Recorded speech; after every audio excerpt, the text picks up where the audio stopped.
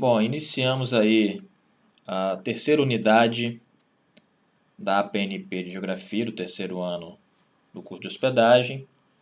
Essa unidade ela vai se dedicar ao tema da geografia urbana do Brasil, e serão 4 aulas dedicadas ao tema. Essa é a aula 7, e nessa primeira aula do tema, dessa unidade, será discutido aqui, será uma aula basicamente conceitual, basicamente para refletir e discutir alguns pontos essenciais para a compreensão do fenômeno urbano, entendendo aí o conceito de cidade e o conceito do próprio fenômeno urbano, que são coisas evidentemente relacionadas, mas que são diferentes, não são coisas iguais. O fenômeno urbano, ele nasce na cidade, mas ele não é apenas a cidade. E a própria também concepção de cidade, o conceito de cidade não é algo trivial, existe uma dada complexidade e a gente, através dessa aula, vai tentar nadar na superfície desse tema, que é um tema ao mesmo tempo difícil, mas é um tema apaixonante, para quem gosta dos temas aí sobre a sociedade, as questões da sociedade. É incontornável refletir sobre as nossas cidades. Então, bastante resumido, então basicamente é isso que a gente vai discutir nessa aula, que vai ser justamente o que é a cidade e o que caracteriza o fenômeno urbano. Então, o que define uma cidade? Essa é a primeira pergunta, a pergunta básica. E aí, a gente faz, geralmente na aula presencial, eu costumo fazer um pequeno jogo com os estudantes para definir o que a primeira coisa que lhes vem à cabeça quando a gente fala sobre a cidade e a sua contraparte, que é o campo, ou, no caso, poderia-se dizer também, entre o urbano e o rural. E aí, via de regra, já são alguns anos que eu faço esse exercício, sempre nessa aula introdutória, vão se definindo algumas palavras que vêm à mente, à nossa mente, quando nós pensamos nessas duas grandes entidades espaciais, quer dizer, duas organizações espaciais diferentes, que são relacionadas, mas que são bastante diferentes, que é a cidade, o campo, ou, no caso do fenômeno social, do urbano e do rural. Então, via de regra, a gente vai ver aí o que a cidade é. Então, a cidade são prédios, é um conjunto de prédios. Isso aí também vem muito à cabeça de quem, quando pensamos na cidade. Então, em prédios, muitas vezes a gente pensa nos arranha-céus, aquela visão daquele horizonte tipicamente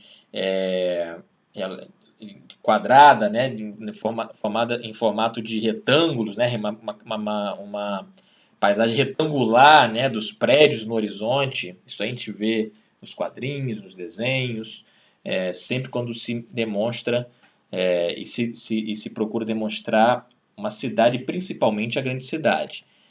Outros, indústria e serviços, também é o que caracteriza a cidade. Você tem sempre a cidade ela é o lugar da indústria, é o lugar do serviço, é o lugar da inovação, Então, e aí sempre a referência à grande cidade é onde você encontra os novos hábitos ocorrem, é onde as novidades elas surgem ou elas chegam primeiro, apesar da globalização, das novas tecnologias, mas no passado isso era mais evidente, mas ainda assim continua, é um lugar da inovação, é o lugar da conexão, quer dizer, você está na cidade, você está próximo de onde as coisas acontecem, é você ter conhecimento do mundo.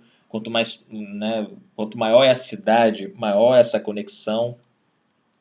É o lugar do movimento, do trânsito caótico, da velocidade, da vida apressada.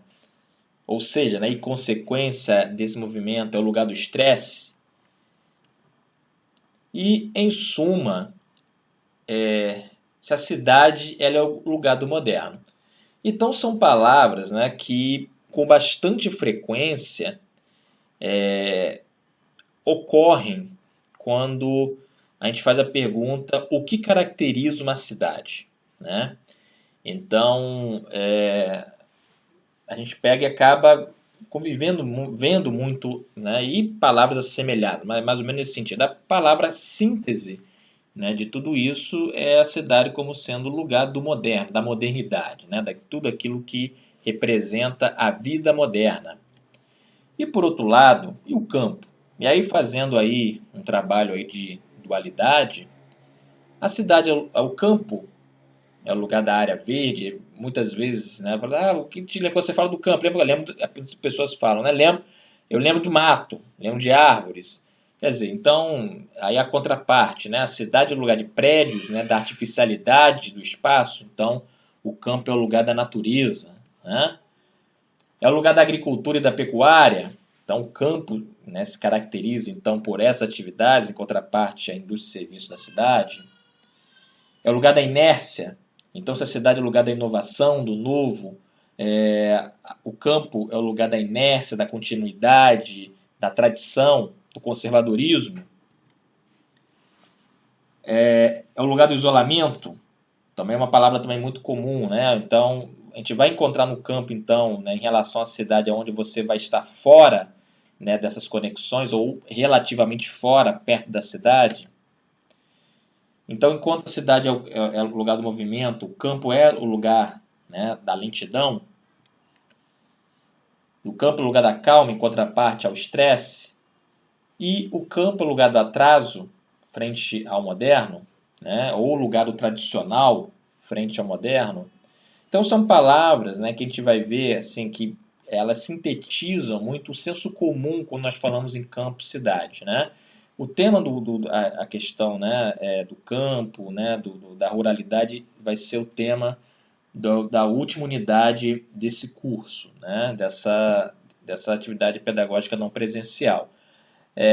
Mas aí, né, já podemos adiantar, né, essas concepções. Né, o tema da cidade e do campo é um dos temas clássicos também, não só da geografia, mas das ciências humanas, né, das ciências sociais. Né, justamente por conta delas sintetizarem essas mudanças, né, essas diferenças, né, dos estilos de vida, né, da forma da sociedade se organizar. A pergunta que fica né, de fato hoje, principalmente hoje, podemos considerar que essa dualidade ela é realmente fiel à realidade, né? Então, quer dizer, nós temos então a cidade, por exemplo, ela é um lugar tão somente, né, da artificialidade do território, e a área verde não, e o campo não, é uma área da natureza. E aí nós pensamos, por exemplo, nas áreas do agronegócio. É evidente ali que você não tem uma artificialidade do ponto de vista, né, do concreto, das casas, dos prédios, né, mas você tem uma intervenção bastante intensa do homem, né, sobre o território, né, no território, e essa, entre aspas, área verde, muitas vezes se tornam áreas amarelas, quer dizer, é uma agricultura que ela é voltada para os mercados externos, via de regra, são commodities que são negociadas através das bolsas de valores que estão nas principais cidades do mundo. Então, cada vez mais essa realidade ela se torna menos, essa dualidade ela se torna menos verdadeira. Porque da mesma maneira como hoje o isolamento do campo, né, não é necessariamente uma verdade. Né? Hoje você já encontra vários implementos técnicos que permitem acesso, por exemplo, à internet. Né? Hoje você já teve aí no Brasil, se avançou muito nos últimos anos, a eletrificação rural. Então, digamos assim, né, o acesso aos bens da modernidade, ou a cultura moderna, ou a cultura urbana, também está muito presente no campo. E tanto é que nos últimos anos você já tem alguns estudos assim da área de geografia agrária que fala muito da questão das urbanidades no rural, né? E aí uma coisa interessante, né, quando você pega e fala das urbanidades no rural ou das novas ruralidades, a gente vai observar que é uma dinâmica muito mais complexa. Assim como também, não raro, se fala também da existência de cidades rurais ou de cidades ruralizadas. Quer dizer, então, essa coisa, né, do que é a cidade, do que é o campo, do o que é o urbano, o que é o rural, ela precisa de muitos matizes e muitas, né, considerações a respeito desse conceito. Então, lembrando dessas qualificações, né, todas essas qualificações que a gente mencionou, elas definem essas cidades. E aí nós temos aí, por exemplo, isso aqui que poderia ser a paisagem típica de tudo aquilo que a gente imagina que é uma cidade, né? E aí nós temos uma imagem de São Paulo, né? Que é o grande símbolo da cidade, do urbano no Brasil e um dos grandes símbolos no mundo, né? E aí quando nós vamos ver esses qualificativos, nós podemos colocar todos eles, colocar na cidade de São Paulo, né? Então São Paulo aí a gente pode considerar que São Paulo está bem próximo do tipo ideal do que é a cidade e do que é o fenômeno urbano, né? Porém, quando a gente pegamos aqui essa outra cidade, que é uma cidade no interior de Minas Gerais, eu não me lembro mais o nome dela, mas enfim, como qualquer cidade por aí, existem aí aos milhares no Brasil, é uma pequena cidade. E aí nós podemos perguntar se aqueles qualificativos eles se adequam bem a essa realidade. E a pergunta, essa cidade, ela deixa de ser cidade porque ela não engloba uma série desses qualificativos? Por exemplo, provavelmente essa cidade ela tem o estresse não faz parte, né, do modo de vida dessa cidade. Da mesma maneira, a inovação talvez não faça parte do modo de vida nessa cidade. Mas ela deixa de ser uma cidade, né?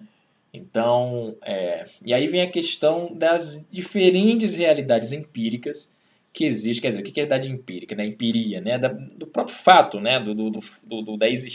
Daquilo que existe, é muito grande. Né? Mas o que consegue unificar? Né? São Paulo, né? Uma grande metrópole, uma metrópole global, né? Uma cidade com mais de 10 milhões de habitantes, na sua região metropolitana mais de 20 milhões de habitantes, né? O eixo central da macrometrópole paulista, o eixo central da megalópole brasileira e uma pequena cidade interiorana, né? O que qualifica, né, que a gente pode pegar e unificar? É evidente que são realidades extremamente diferentes, mas nós usamos o mesmo termo, a mesma terminologia para os dois casos.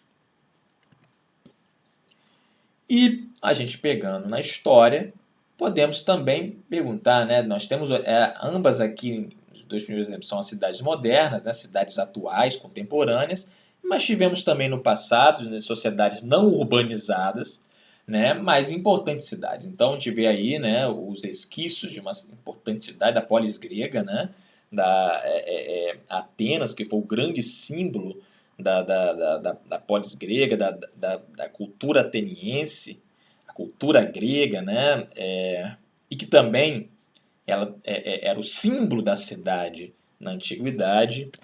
E temos aí o exemplo, né, de um burgo, né, de uma cidade medieval, que justamente no período em que as cidades entraram em franca decadência, algumas poucas sobreviveram, uma sociedade absolutamente ruralizada, né, no período feudal, mas que nós tivemos ali algumas sobreviventes, né, através do burgo e que foram depois pontos nodais do processo de renascimento comercial e emergência, né, da sociedade, do capitalismo comercial, né, que a partir do século XVIII daria origem aí ao capitalismo plenamente configurado com a Revolução Industrial cuja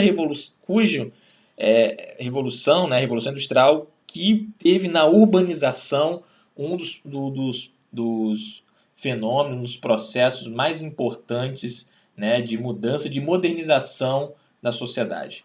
Então, Mas aí também temos essa realidade dessa cidade medieval, que também podemos qualificar como cidade. Então nós temos aqui 4 realidades empíricas completas e poderíamos colocar muitas outras diferentes, né? Mesmo as grandes cidades, elas são muito diferentes umas das outras, né? Então, por exemplo, a gente pega aqui no Brasil as 2 maiores cidades brasileiras, Rio de Janeiro e São Paulo, são muito diferentes uma das outras, né? Uma da outra, né? E aí quando você compara então São Paulo e Rio com as outras grandes cidades brasileiras, né, com Belo Horizonte, aí você vê também uma grande diferença entre essas 2 cidades e as demais. Então, é uma realidade realmente complexa. E, então, o que vai definir, como é que a gente pode compreender o que é uma cidade? E aí, para compreender isso, vale sempre a pena relembrar a natureza do enfoque geográfico. O que a geografia, pelo menos a geografia humana, ela busca, ela tenta compreender, o que não é fácil, né, diga-se de passagem. E a primeira coisa, assim, né, e aí relembrando o conteúdo que a gente trabalha no início do 2º ano, né, do curso de hospedagem, lembrando, para quem por acaso for assistir essa aula que não for meu aluno, né, a gente está dizendo aí da disciplina de Geografia no Instituto Federal Fluminense, Campus Cabo Frio. Então, a questão é aí a seguinte, né? Primeira coisa importante, quando formos falar desse enfoque, é que a vida em sociedade ela apresenta várias dimensões, né? Elas não são instâncias, elas não estão separadas, né? Mas são dimensões, facetas, né? Que nós, na nossa tentativa de compreender, nós vamos identificando e criando categorias mais ou menos autônomas, né? Então, existem as dimensões econômicas, dimensões sociais, dimensões históricas, culturais, geográficas, etc, etc, etc. Né? Na ciência moderna, né, nas ciências sociais modernas, né, cada uma dessas você tem um leque de disciplinas, né, que mais ou menos se especializam em cada uma delas. Então, as dimensões econômicas tem basicamente a economia política, apesar que a história, a geografia, a sociologia, todas elas estão muito preocupadas. Mas, digamos assim, você tem uma ciência específica, né, que é a ciência econômica. A dimensão social, né, você tem as ciências sociais, a sociologia. Né, históricas é a história, culturais a antropologia, a geográfica é a geografia, a arquitetura. Mas todas elas, né, elas trabalham, né, essas interações elas acontecem, né, todas elas tratam dessas várias dimensões. Mas, e aí, quando a gente vai tratar justamente do que a ciência geográfica ela se preocupa e ela procura trazer como enfoque, é que todas essas dimensões, né, elas não se dão no vazio, elas se dão de maneira material. Aqui a frase não ficou nem tão boa, né? Maneira material, não, mas elas se dão materialmente. Né? Então, quando a gente vive, nós somos seres materiais, evidente, nós somos seres empíricos, nós temos uma realidade biológica, nós temos uma realidade física, e quando a vida em sociedade ela se dá materialmente. Evidente que nem tudo é material, né? Mas ela não prescinde da constituição da materialidade. Então as relações econômicas elas se dão materialmente, as relações sociais se dão materialmente, o processo histórico se dá materialmente, né? As questões culturais, simbólicas, semióticas se dão materialmente, e as geográficas evidentemente também. Então, na verdade, é dentro dessa dimensão material que muitas vezes, por exemplo, a gente vai pegar, por exemplo, como é que a gente consegue conhecer a história, principalmente a história mais antiga, a história passada, né? De uma sociedade, de uma cidade, de um lugar qualquer, né? Basicamente, a gente busca fontes, né, que se foram preservadas materialmente, sejam registros históricos, registros escritos, né, sejam registros pictóricos, né, pinturas, sejam objetos, cidades, né? A partir daí nós somos capazes de ter um vislumbre do que aconteceu no passado, né? Porque não temos acesso à história oral, né? De uma coisa que aconteceu há 200 anos, há 1000 anos atrás.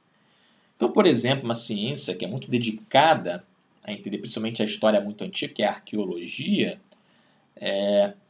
ela basicamente constrói uma interpretação do passado a partir dos objetos, né?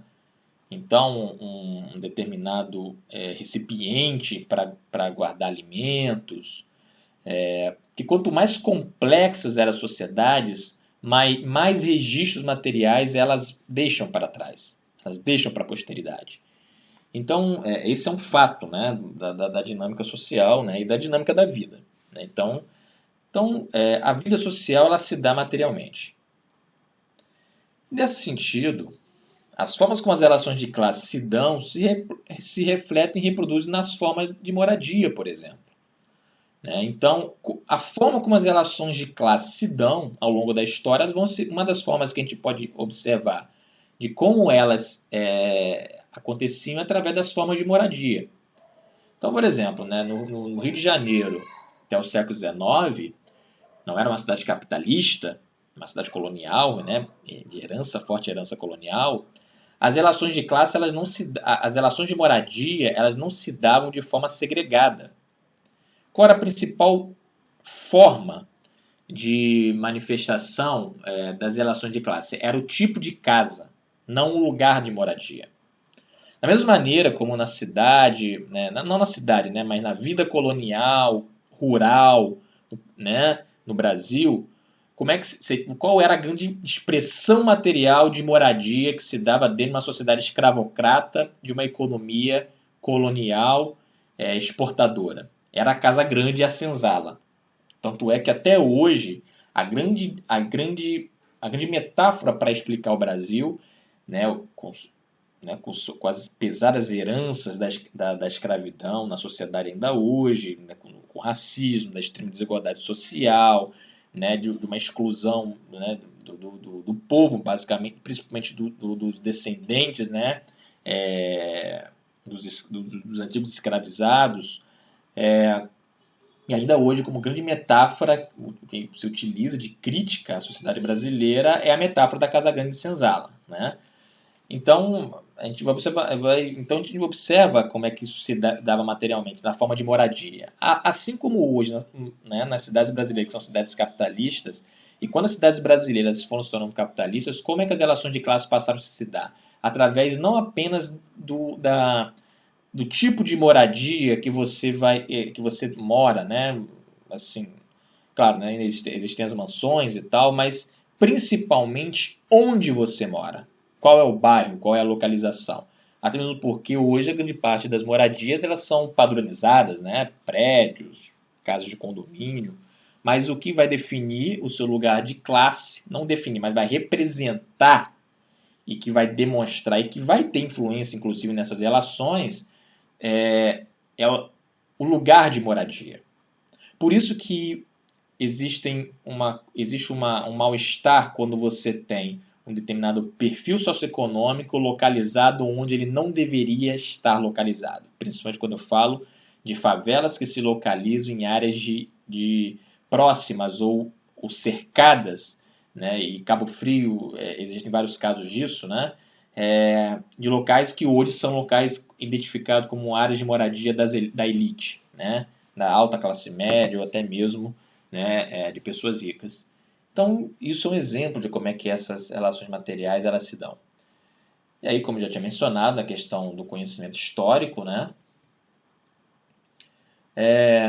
E aí, um outro dado importante é que, e aí como conclusão, é que as formas materiais produzidas pelas sociedades, elas refletem, mas elas não só refletem, elas condicionam a própria vida social. Então, essa é a grande dinâmica, que a gente pode falar de uma dinâmica dialética, né? Quer dizer, a sociedade, a vida social, né? As pessoas vivendo em sociedade, Nós produzimos uma materialidade, e aí falando com a linguagem, com o jargão da geografia, produz espaço geográfico, territorialidades, etc., produz paisagem, constrói um lugar, e ao mesmo tempo, essas formas materiais que elas são inertes, né, ele pode dizer assim, né, elas são objetos, mas eles, assim, mas ao mesmo tempo eles possuem a capacidade, porque essa produção material ela também é imersa de intencionalidades, ela é imersa de símbolos, ela é imersa de formas de concepção, de racionalidades que acabam condicionando a própria vida social. Então, falando do exemplo da cidade, uma das grandes características das sociedades desiguais como o Brasil é cada vez mais um escapismo das elites em relação às cidades. Por conta da questão da segurança, medo dos pobres, medo da violência urbana. E aí qual é a maneira que se tem? Através de uma autorreclusão, através de cidadelas que são os condomínios, né? Principalmente os condomínios horizontais. E qual é uma característica que acaba se formando quando nós falamos do morador de condomínio? É aquela pessoa que mora numa bolha social. Então, são pessoas que não conhecem o mundo além daquele condomínio, conhecem muito pouco o mundo além daquele condomínio, e passam a pensar segundo uma certa ideologia de condomínio. E é uma coisa interessante porque com muita frequência, né, aliás, predomina esse processo. São os filhos dos condomínios hoje que vão ocupar, por exemplo, carreiras no Estado, seja de um juiz, seja de um promotor, seja de um... Enfim, né, vão se transformar aí em executivos de grandes empresas e vivendo e nunca saindo dessa bolha, eles pensam todo o país ou toda uma cidade a partir da visão da sua bolha. Né? E aí o que é a visão de fora dessa bolha, de fora do condomínio? É uma visão preconceituosa, é uma visão mediada justamente por todos os preconceitos que condicionam uma mente de pessoas que foram criadas e cresceram, foram educadas, se formaram dentro de uma determinada espacialidade que é o condomínio fechado. Então, isso é um exemplo. Da mesma maneira como a gente vai observar isso nas periferias. Né? As periferias não são bolhas, né? Mas existe um certo ethos, um certo modo de vida que emerge a partir da vivência experiencial do que é morar na periferia. E por aí vai. Né? Então a gente vai ter aí, fora algumas coisas, né? Como é que a gente vai colocando cargas simbólicas a determinados lugares.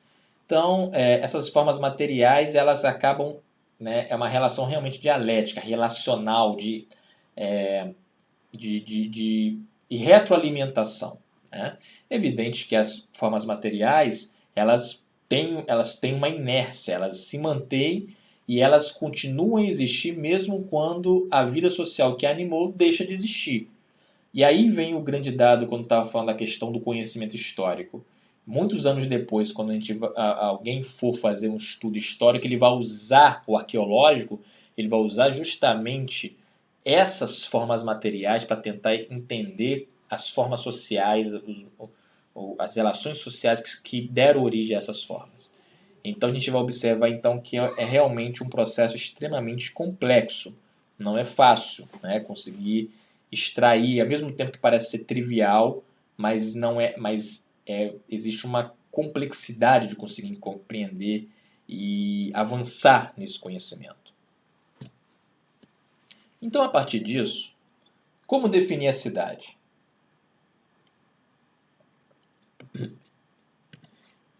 Então, a primeira coisa que nós devemos considerar é que a cidade é uma realidade material construída a partir das formas como a sociedade se organiza. Então, a cidade é, portanto, uma estrutura espacial. Então, a cidade é uma forma material. Então, tudo aquilo que a gente fala, né? As cidades são prédios, as cidades são estruturas, as cidades, ela constitui basicamente, em primeiro lugar, uma realidade material construída a partir das formas de vida através das quais as cidades se estruturam. Daí que nós vamos ter, portanto, diferentes realidades de cidades do passado em relação ao presente e diferentes realidades de cidade dentro mesmo da contemporaneidade, que dão origem, por um lado, uma cidade como São Paulo, uma grande metrópole global, e, por outro lado, uma cidade interiorana, né, como as milhares que existem no Brasil. Então, a primeira coisa, ela é essa estrutura espacial. Ela é uma forma material organizada a partir dessas formas de vida.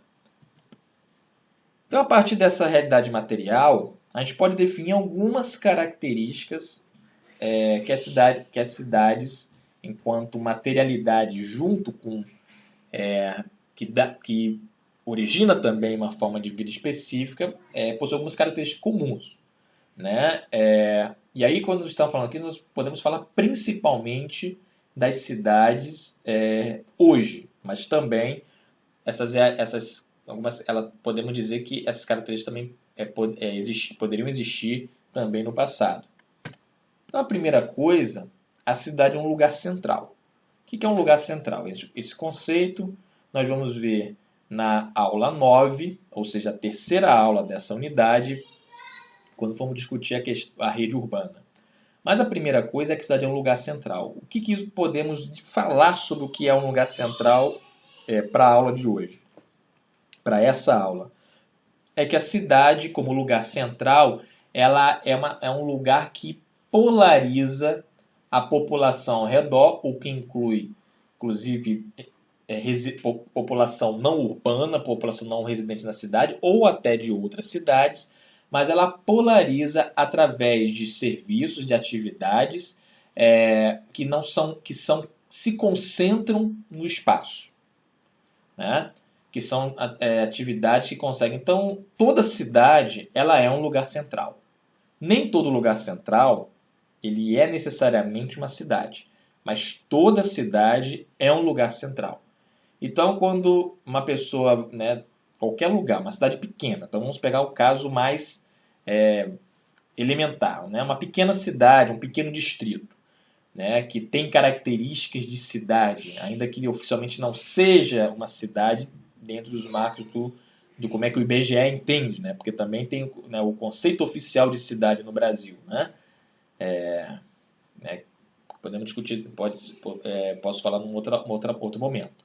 Mas você pega num pequeno distrito, né, numa área bem rural, né, numa região basicamente de roça, um pequeno distrito, uma pequena aglomeração, que a gente pode falar assim, né, como mesmo que seja o início, né, daquilo que é uma cidade, ele acaba sendo uma referência para uma série de atividades. Pode ser o lugar do posto de saúde, o lugar da escola, o lugar onde você tem a principal venda da localidade, Então, o que acontece? É o lugar onde as pessoas confluem para ter acesso a alguns, pelo menos a alguns serviços básicos, né, de comércio. Então, toda cidade ou toda estrutura espacial que seja pelo menos um embrião de uma cidade vai ser um lugar central. Uma outra característica é que a cidade é o lugar, né, das funções não agrícolas. Daí que no passado nós tínhamos a cidade política, a cidade comercial, a cidade religiosa, a cidade industrial e, né, o principal hoje, que é a metrópole. Evidente que está tendo referência aqui às funções modernas, mas mesmo no passado, antes do capitalismo, né, algumas cidades, você pegava, por exemplo, Atenas, a polis, né, a polis grega, né, uma cidade eminentemente política, né, uma cidade militar, uma cidade religiosa. Você tinha no Egito lá, né, cidades com funções religiosas, mas o que é importante? Todas essas são funções não agrícolas, quer dizer, não relacionadas à produção, né, à produção primária. né, das atividades primárias. Mesmo cidades em que a base da economia são atividades primárias, né, por exemplo, a cidade, né, cuja motor econômico é o agronegócio, por exemplo, mas a sua função é uma função não agrícola. Então você tem ali uma série de pessoas que não trabalham com atividades agrícolas, é evidente que não sejam todas, mas ela é o lugar da administração, da prefeitura, o lugar onde você tem acesso ao comércio. Então são atividades não agrícolas. E a cidade é um centro de gestão do território. Então, né, desde sempre, com as cidades complexas, a cidade ela se torna, no mínimo, o centro de poder político. Né? Então, a partir daí que a gente vai ter, então, ela acaba sendo o lugar da onde você vai ter a gestão, a organização do território. Né? É possível ter outras, né? Mas essas três são as principais que nós podemos considerar como características. Todas elas, de certa maneira, vão estar sintetizadas no primeiro, que é a questão da que a cidade ela é um lugar central.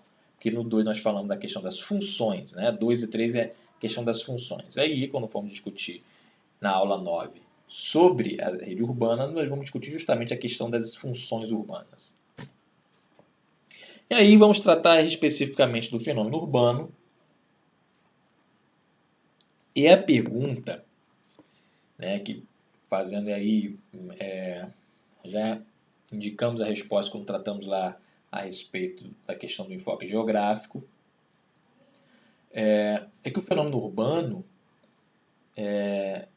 se ele se resume apenas à forma material da cidade. Se a vida urbana, o ethos urbano, ele nasce, é engendrado, é formado na cidade, ele se resume a essa forma material? E aí temos alguns exemplos de cidades. Então temos aqui uma estrutura espacial. Isso aqui é a cidade de Pripyat, na Ucrânia, que era a cidade vizinha onde moravam os trabalhadores e que exercia função, né, de cidade, enfim, né, função urbana, cuja principal atividade econômica era a usina nuclear de Chernobyl, na Ucrânia, onde teve aí o famoso desastre de 1986. Por conta do desastre da contaminação nuclear, essa cidade que tinha em torno de 50 mil habitantes, ela teve que ser evacuada em 3 dias. De lá para cá, é uma cidade fantástica, se transformou até num ponto turístico. Né? E uma das atrações é o fato justamente de uma forma material de uma vida que não existe mais. Então nós encontramos ali uma cidade que foi abandonada. Então havia crianças nas escolas que tiveram que ir embora, tiveram que deixar tudo para trás porque estava tudo contaminado e se tornou uma cidade fantasma. Existem várias cidades fantasmas no mundo. E aí a pergunta é, nós temos a forma material, nós conseguimos vislumbrar a vida social que animava, né, e que formava essa cidade, a vida urbana que formava essa cidade, mas a pergunta é, hoje essa cidade ela exerce essa função de cidade enquanto fenômeno urbano? Né? Aqui eu tenho outro exemplo retirado de um jogo de videogame chamado The Last of Us 2, que foi lançado esse ano, em 2020, para o PlayStation 4, um jogo que gerou um impacto muito grande, talvez muitos de vocês, se não todos, mas talvez a maioria, ou grande parte de vocês devem ter visto, jogado, ouvido falar desse jogo. Esse jogo é um jogo interessante que fala de um mundo pós-apocalíptico, por conta de uma contaminação de um fungo, né, que é um fungo que existe, que é o Cordyceps, né, que ele existe, ele transforma insetos em zumbis, né, depois mata os insetos. Aí esse jogo ele é baseado na ideia de que esse Cordyceps ele passa a infectar humanos. E aí você tem, né, os humanos sobreviventes. E aí é um caso aí nesse segundo jogo, o principal palco do jogo é a cidade de Seattle, né, em Washington, nos Estados Unidos. E aí uma das coisas que mais impressiona no jogo, né, é a fidedignidade com relação à cidade real. E o que impressionava muitas pessoas assim, né, era a questão dessa justamente uma cidade fantasma. Quer dizer, você tinha pessoas, né, sobreviventes que moravam aí em conflito, alguns zumbis, né, alguns infectados, né, que tornam-se apenas corpos humanos, né, mas de pessoas que morreram, né, o fungo no caso lá passa a deixar pessoas irracionais, com morte cerebral, depois agem de modo irracional, zumbis, né, mortos-vivos. E aí é uma cidade que é uma paisagem de uma sociedade que não existe mais, né? E aí toda a estranheza, né, que é justamente você pegar ao longo do jogo, você vê como através de uma loja, de objetos, de folders, né, com informações turísticas, assim como depois também resultados da guerra que se seguiu, a contaminação, né, a destruição, né, os grupos, né, os sobreviventes, né, a grande maioria acabou entrando em guerra entre si, né, as forças de segurança, os rebeldes, né, os vários grupos rebeldes, as várias forças de segurança. E aí você tem esse resultado, uma paisagem urbana, mas em que a vida urbana não existe mais. Existe uma outra forma de vida pós-apocalíptica. E aí uma paisagem recente, né, da pandemia, de um dos pontos mais famosos do mundo, que é a Times Square, em Nova York, né, um ponto turístico sempre muito movimentado, né, tem de tudo ali, né, você tem turistas, você tem ambulantes, você tem mendigos, tem de tudo ali, né, e que está vazia. Então, um lugar famoso, você tem ali os letreiros, todas aquelas informações ali, aquela coisa, né, do capitalismo globalizado, do consumismo, mas não tem mais gente. Então é uma paisagem que, de certa maneira, ela perde o seu sentido de forma relativa. E relativa por quê? Porque ainda, né, as pessoas deixaram, durante um tempo pelo menos, de frequentar a Times Square, mas isso mudou bastante o conteúdo desse lugar, né, o que acontece, né, o conteúdo dele, mas essa sociedade não deixou de existir. Então, ainda colocamos ainda os signos da Times Square, nós ainda imputamos a esse lugar, né? Mas são signos que existem enquanto virtualidade. Na prática, esses signos, essa vida social, essas práticas que ali existiam, elas estão hoje basicamente ausentes. Então a pergunta então podemos falar que o nome do urbano se resume a essa forma material, que é a cidade? Evidentemente que não, né? E aí, novamente, discutir a complexidade dessa relação. Então, como é que nós podemos relacionar a cidade e o fenômeno urbano? Então, a primeira coisa que precisamos considerar é o seguinte, e aqui a gente já viu, a cidade é uma realidade material produzida a partir das relações sociais concretas. E que o fenômeno urbano ele vai surgir dos modos de vida originados na cidade. Então, o fenômeno urbano ele sempre vai surgir na cidade, porque a cidade é uma realidade material produzida a partir de relações sociais concretas.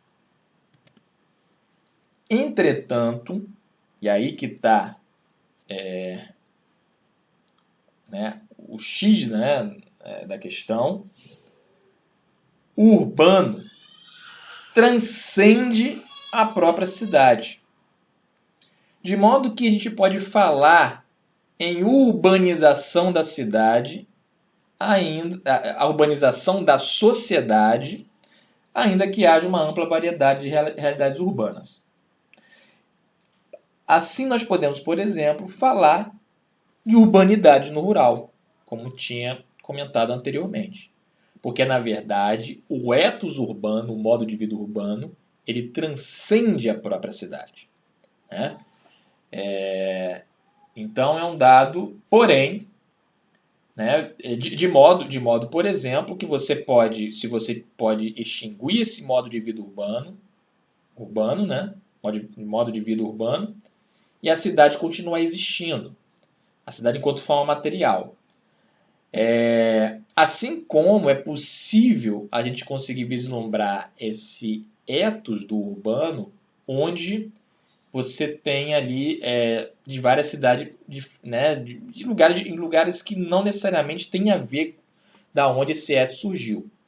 Então, por exemplo, né, nós podemos considerar um exemplo, enfim, através das novelas. Né, as novelas da Globo, elas se originam basicamente de uma determinada realidade urbana e ela representa fortemente essa realidade urbana, que é do Rio de Janeiro, e ela acaba tornando o ethos urbano, ela cria modas, cria gírias, jargões. Basicamente, podemos dizer que, mais ou menos, todo brasileiro ele conhece o Rio de Janeiro, ainda que nunca tenha visitado a cidade. Mas mais ou menos conhece a paisagem do Cristo Redentor, aquela paisagem, aquela vista que você tem do Cristo Redentor, de trás do Cristo Redentor, no qual você vê o Pão de Açúcar, né, o Rio de Janeiro. Mais ou menos é conhecido no Brasil inteiro qual é o sotaque do carioca. Isso é um exemplo de que maneira a gente pode dizer que uma determinada realidade urbana de uma cidade extremamente importante no Brasil, que é o Rio de Janeiro, ele consegue transcender o próprio Rio de Janeiro, porque ele exerce uma grande influência. E essa influência, evidentemente, ela acaba sendo, com o tempo, sendo apropriada, né, por pessoas de outras realidades, né, de outras realidades urbanas, assim como de outras realidades não urbanas. Então, a gente pode falar, então, portanto, que esse urbano ele transcende a cidade. E isso daí já guarda uma grande complexidade. Por isso, as visões sobre a cidade são aquelas apresentadas no início da aula. Então, tudo aquilo que a gente falava lá, né, muito mencionado quando se fala sobre o que é a cidade, o que é o urbano, a gente vai observar que, e aí na discussão na sala de aula, quando a gente faz discussão na sala de aula, eu falo assim, não, onde é que você mora? Moro em São Pedro da Aldeia. E São Pedro da Aldeia tem isso? Outros moram em Iguaba Grande. Tem isso, tem isso, tem isso? Não, não tem. E aí? Então, o que a gente consegue perceber? É que a nossa ideia do que é urbano, do que é a cidade, ela é baseada muito mais num determinado tipo ideal do que é a vida urbana. E o que é esse tipo ideal? Na verdade, é essa urbanização da sociedade que transcende a própria cidade. Ela se origina, mas transcende, né? Do que é a cidade. Ainda que a grande maioria das cidades no mundo e no Brasil não se adequem a esse tipo ideal, né? Então, quando falamos da cidade, a nossa referência é São Paulo, Rio de Janeiro, até mesmo cidades, né, como Nova York. Essa é a visão que a gente acaba tendo do que é a cidade. Que, na verdade, nós estamos muito mais mencionando aquilo que nós absorvemos do que é o fenômeno urbano do que propriamente a nossa experiência concreta do que é viver na cidade. Né? Evidente, se a gente for falar disso aí para um paulistano, né, pelo contrário, tudo aquilo faz parte da vivência cotidiana, ainda que mesmo dentro de uma cidade como São Paulo, Rio de Janeiro, essa experiência da cidade seja muito diferente de acordo com o lugar da moradia, da sua origem social e tal, mas mais ou menos fala da realidade empírica, né, das pessoas que lá vivem. Não é basicamente o nosso caso, né? E em outros lugares, né, sei lá, Cambuci, né, por exemplo, né, onde tem um campus do Instituto Federal Fluminense, certamente não tem a maior parte daquelas características. Mas é muito provável, né, que os estudantes lá do município de Cambuci relatem, né, coisas semelhantes sobre o que entende como sendo uma cidade. Então, nesse sentido, existem cidades que são mais urbanas e outras cidades que são mais rurais, né? Justamente dentro dessa questão do que é o tipo ideal na vida urbana. Evidente que São Paulo e Rio de Janeiro são cidades mais próximas desse tipo ideal do que Cabo Frio, Búzios ou São Pedro da Aldeia. Portanto, e aí para a gente poder concluir a aula, as cidades são a expressão espacial, material de um modo de vida específico, a vida urbana. engendradas, segundo cada período histórico, da concentração da ocupação humana no território. O fenômeno urbano, etos originado no seio das cidades, entretanto, supera a própria cidade enquanto realidade empírica. Supera, porém não prescinde da cidade. Então, por isso é importante compreender essa relação dialética em toda a sua complexidade. Então, sempre entendendo, a cidade é uma forma material que se origina, como está dito aí nessa primeira conclusão, a partir de um modo de vida específico, que se origina também dessa concentração da ocupação humana no território, e ela dá uma origem, isso aí vai criar materialmente as cidades, e essas cidades, dentro daquela relação de como é que os objetos, a forma material, ela influencia o modo de vida, ela vai, portanto, engendrar conjuntamente a vida urbana. Porém, essa vida urbana, esse fenômeno, ele supera, mas ele não prescinde da cidade. Se a cidade deixar de existir, é evidente que a cidade, enquanto realidade empírica, enquanto essa concentração da ocupação humana, com todos os seus objetos, elas deixarem de existir. Se a população, por exemplo, for dispersa, ou como, por exemplo, em The Last of Us, em que você tem um mundo pós-apocalipse, pequenos grupos que se organizam na forma de sobrevivência, é evidente que teremos uma outra forma de vida, mas não a forma de vida urbana tal qual nós a conhecemos hoje. O que pode dar origem também a outras formas. Esses processos de mudança social também não são simples, são sempre muito complexos, porque existe a questão da memória, de quem viveu uma realidade e passa a viver outra, que acaba reproduzindo uma série de hábitos, uma série de instituições, mesmo que a origem não exista mais, mas você acaba reproduzindo para o futuro, e etc. Então, com efeitos são conceitos relacionais que devem ser compreendidos em toda a sua complexidade. E aí, para poder entender, evidente, o texto que eu passei para vocês, ele não aborda todas as que eu falei aqui nessa aula, mas vai ajudar um pouco sobre essa questão do que é a cidade, os capítulos 1 e 2 do texto 7, que está lá na plataforma Moodle. Então, termino aqui essa aula, que é a aula 7, e na aula 8 trataremos especificamente da urbanização brasileira e tratando então esse processo de urbanização do Brasil, no caso, e na aula 9 nós veremos a rede urbana, quando nós vamos voltar ao tema das localidades centrais, dos lugares centrais, e na aula 10, para terminar essa unidade, quando nós vamos falar sobre a questão urbana no Brasil, tratar principalmente da cidade no seu interior. Então, finalizo aqui essa aula.